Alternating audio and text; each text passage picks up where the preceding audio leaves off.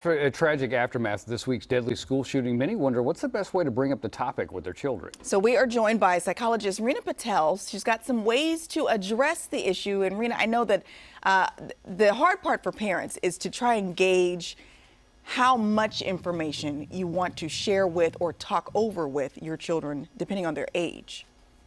Thank you for having me. And absolutely, you do want to talk to children and have a discussion. Children as young as 3 have some understanding through media, bits and pieces they're learning from school, hearing adults, parents, and even monitoring and observing your own emotions, your own emotional responses sets alarms. And so it is important to have some type of dialogue that's age appropriate for each child. Okay, let's break it down by age groups. Let's say like elementary school kids. How should we approach this? That's where they're very concrete. Again, you don't want to over divulge. It's so important to check where they're at. Ask them first, have you heard anything? What have you heard about what's going on? How does that make you feel? Tell me. And this gives you an opportunity to check for understanding where they're at. But they're concrete learners. So it's so important you reassure them, you let them know what works around their world. How does that associate? The first thing they're going to ask is, am I safe? Is it going to happen to me? Because they go to school. Yeah. Well, okay, so what about that middle age group? So you've got, junior high, middle school kids, usually 6th to 8th grade. They've got some understanding of current events. They're a little more in touch with their emotions, and they might want to have discussions, but they're also, dealing with growing up. So there are just certain things that they just don't want to talk about. So how do you talk to that age group? Yes, the preteen, getting into your teen years, it really is difficult. They want to know the why.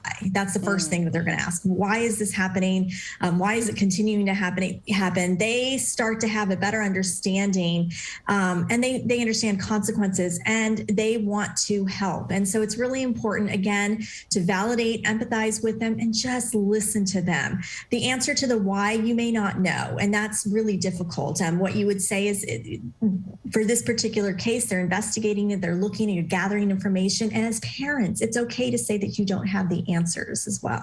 Oh, that's good. That's really good advice. Now let's go a little bit older. Let's say high school kids. High school, these are your activists. These are the ones who want to problem solve and find solutions. But the importance is again, keeping them feeling safe for any age group, making sure that they know the increase of anxiety is of the unknown. So there's an action plan, there's a safety plan, but listen to their solutions, listen to what they can do. This is a great time to come together and say, how can we help? When you're feeling hopeless and helpless, the best thing to do is engage in acts of kindness. Is it reaching out and sending letters to those who are affected? Is it doing something within your own community? All of those types of engagements are great ways to be positive activists for change.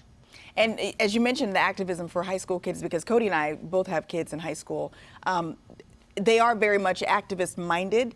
Do we get involved when they do start to do some activism, or do we stay out of their way? What's the best approach? It's important to have the dialogue to make sure what they're doing is in a positive way, whether it's a protest or whether it's writing to their local congressman. So you as adults still want, and parents still want to be involved, to give them some feedback, to do it together as a family. It's great as a family unit because this is a time where everyone's grieving and everyone's processing this trauma. So definitely try to let them be the leaders in this, but be there to help and support them. Okay. Thank you so much. Seriously, I learned a lot. Yeah. I learned a lot. It really helped me because we woke up. I took a nap and I woke up and my daughter was on the couch crying, watching the news, and she's a freshman in high school, and it just broke my heart. It was such a hard conversation to have. And then my wife teaches middle school. Yeah. She came home. We all cried together again. So I really appreciate you having this conversation with us. Thank you. All right. And we're going to link all the details so that you can get some more information with Reena Patel, but also other resources. People are dealing with this in different ways, and we just want to be there to help you and your families navigate from this point on. So all those details will be on our website, gooddaysacramento.com.